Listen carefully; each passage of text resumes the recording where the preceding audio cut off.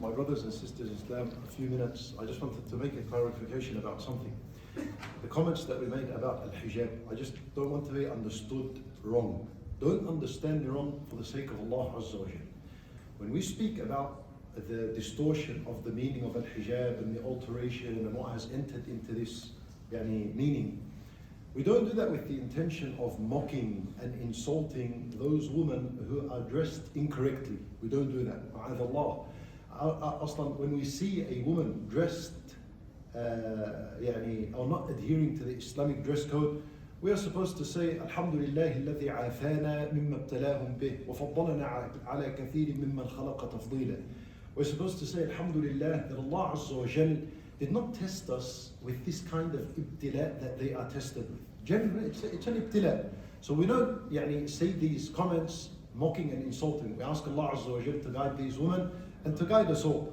But the idea is, I am convinced and I'm certain that the majority of women do not understand what hijab is. They don't understand the concept of hijab.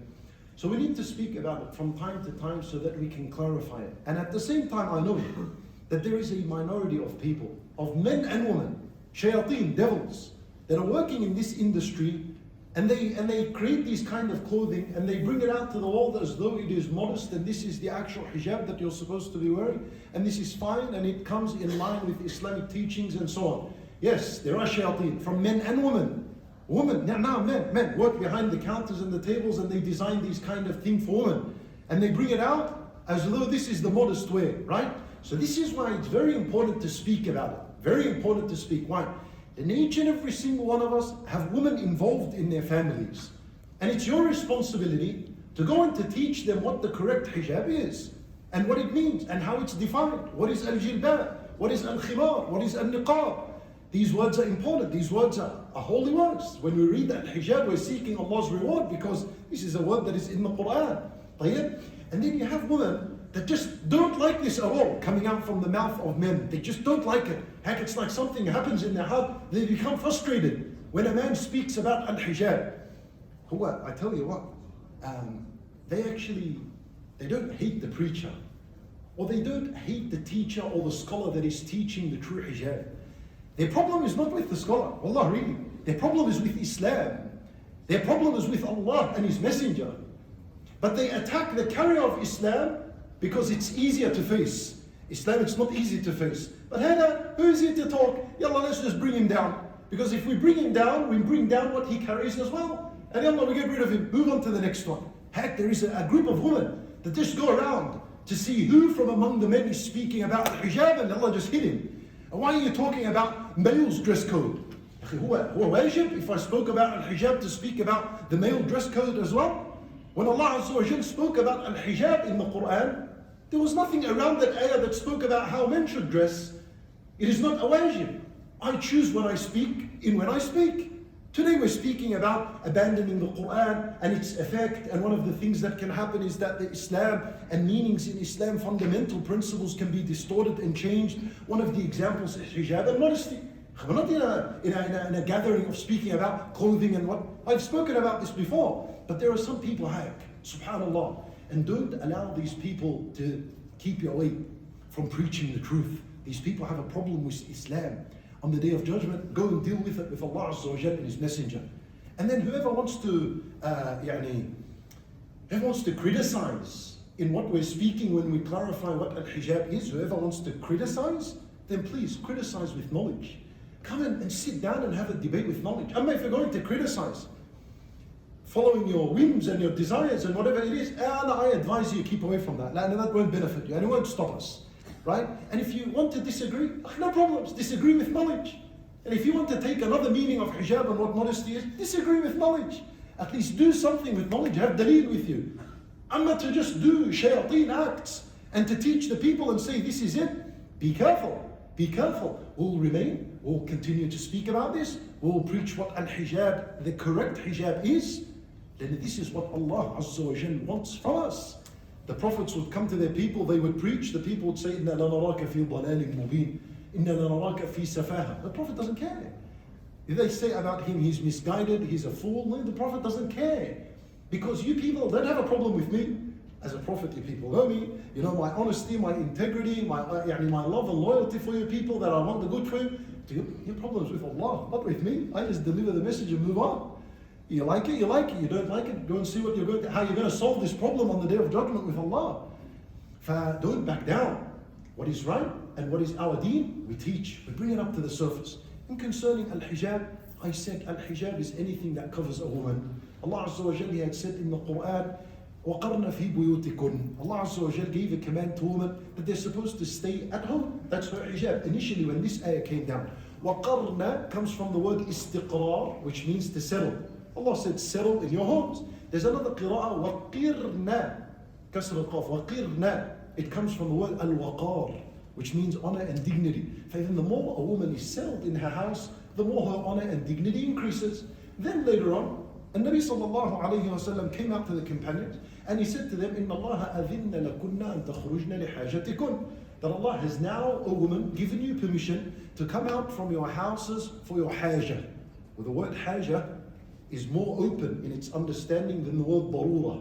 Darura is a need, but haja meaning a woman wants to go and take her children to school, go. She wants to go and do some shopping, go. She needs to go and buy something, go. Wants to visit her mother, go, no problems. Allah gave them permission to do so. This is how we bring this ayah and this hadith together. But then if a woman wants to leave her house, there's something that she has to wear before she goes out. She needs to cover herself. She needs to have a hijab on, that which covers her. When women used to come out, their house used to come out with them. Like as we said, Aisha radiallahu anha, and the Sahabiyat, camels, and literally houses were built upon the camel and they'd stay in that. The house would go with them. Right? Allah Azza wa Jal, He says, يَا أَيُّهَا النَّبِيُّ قُلْ لِأَزْوَاجِكَ وَبَنَاتِكَ وَنِسَاءِ الْمُؤْمِنِينَ يُدْنِينَ عَلَيْهِنَّ مِنْ جَلَابِيبِهِنَّ. So at home a woman can wear whatever she likes. And whatever she wears is called a zina. And she needs to cover her body, and she can only expose that which is the places of where she puts her jewelry, necklace, hand, up to here, the places of wudu, they can be exposed in front of her maharim. And all the clothing is called a zina. The clothing is called a zina. Right? SubhanAllah. Then a woman that is dressed is more of a fitna than a woman that is not dressed. This is known. Allah Azza wa Jalla, He said, وَلَا يُبْدِينَ زِينَتَهُنَّ إِلَّا لِبُعُولَتِهِنَّ وَآبَائِهِنَّ. That a woman should not expose her zina except to her husband, to her father. He mentioned people. What does that mean? It means the clothing. She can keep that in front of them. For them, from this, we say that Allah Azza wa Jalla says, وَلَا يُبْدِينَ زِينَتَهُنَّ إِلَّا مَا ظَهَرَ مِنْهَا. So now a woman is in the house. She wants to leave the house. There's like a haja, no problems. Okay, how does she leave? There's something called a jilbab that she has to wear. That Allah mentioned in Surah Al-Ahzab. يُدْنِينَ عَلَيْهِنَّ مِنْ جَلَابِيبِهِمْ. Wear a jilbab. What is a jilbab? A jilbab is one piece of cloth that goes from here all the way until covering the foot. And a handspan under as well, if there's a need for that. After this, it covers. There's nothing that is tight. Even the shoulders are not showing. It's not like this. It comes like a tent. So even the size of the shoulder is not seen.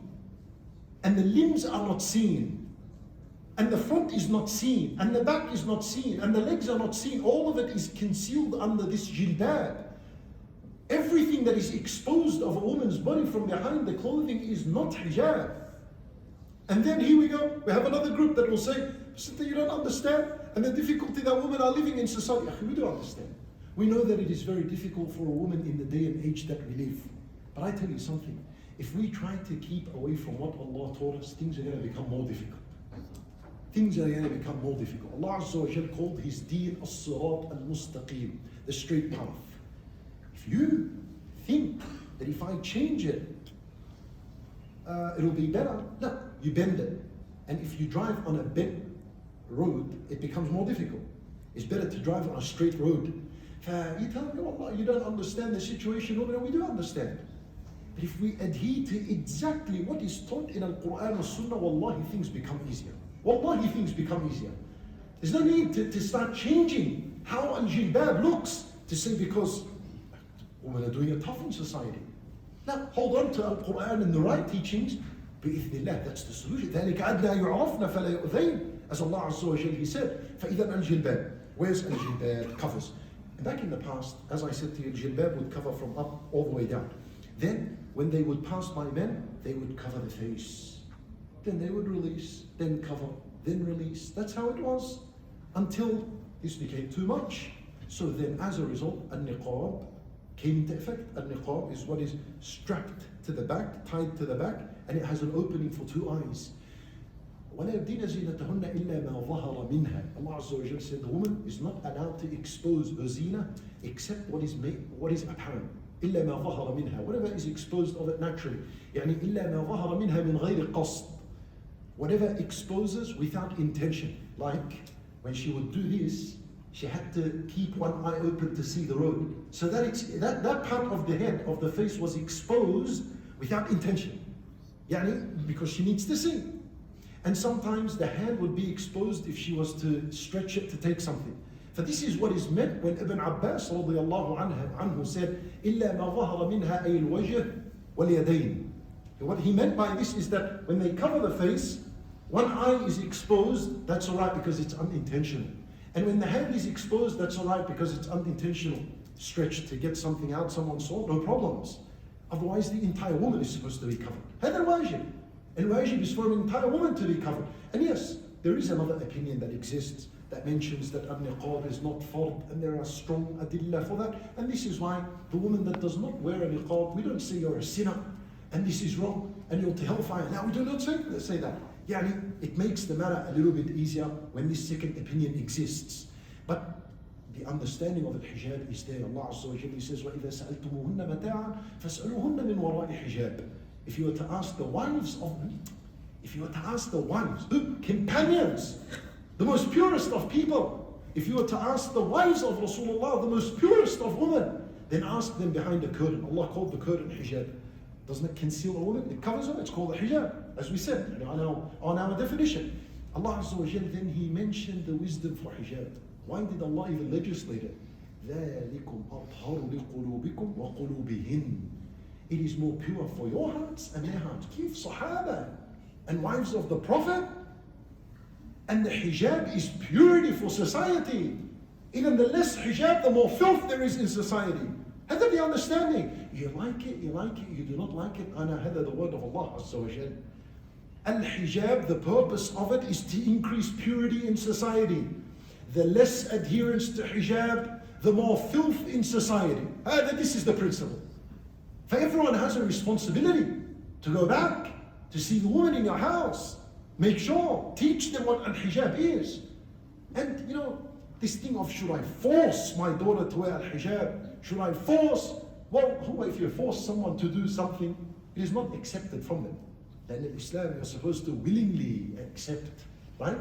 At-ta'ah, ta'atullah, it comes from tatawwa'a, voluntarily obeying Allah Azza wa Jal. Forced Islam on someone is not accepted from them, so don't waste your time. But what you're supposed to do is clarify and teach with wisdom. How? With wisdom. With wisdom. If someone is struggling in the first stages of al-hijab, easy. Bit by bit, slowly we teach, we learn, and then, bismillah, mashallah, bi'idhnillah, Allah Azza wa Jal guides them to the proper hijab, wal-jilbab, wal-khimar.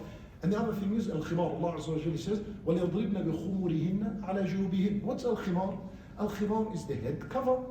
Al-khamr, which is alcohol, it's called khamr because it covers the intellect, closes, shuts down a person's mind, so it was called khamr. Fal-khimar is that which covers the head. For the actual headscarf that's worn up here, this in Islam is called a khimar. طيب. Allah Azza wa Jalla said, وَلْيَضْرِبْنَ بِخُمُرِهِنَّ عَلَى جُيُوبِهِنَّ. Al-juyub, al-jayb is this area, the chest area. Allah Azza wa Jalla, He said to command the woman to strike al-khimar on their chest area. Ibn Abbas radiallahu anhu wal ulama mentioned two ways for this. And this is where the big khilaf happens as to whether niqab is fardun. One opinion says that the way it's done is that it's put on the head and then it strikes this way. So then it covers like that and then the face is exposed. But the meaning that tends to be more correct, wallahu alam, this is in what we have studied, and what I have learned, is that al-darb would be from up to top and then it hits down this way. So as a result, it covers the face, right? And with the both opinions, you're still covering the chest, but the khilaf is whether it wraps around or it goes straight down, السدل or it's going like this. هذا الخمار يضربن بخمورهن على جيوبهن.